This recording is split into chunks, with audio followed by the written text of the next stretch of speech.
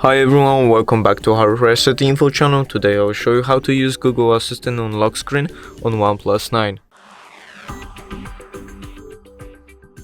So as you see, I already have the OnePlus 9 in my hands, and all I'm gonna do, just look for the Google tab at your home screen, then scroll down to the Assistant app and say, "Hey Assistant, take me to Assistant settings."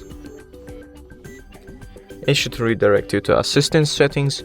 Then as you scroll down a bit, you see the lock screen option. It's the third one. Just click on it and then click Assistant responses on lock screen. Enable that. And then if you close your screen, you will see at the top left bottom there's the Assistant app.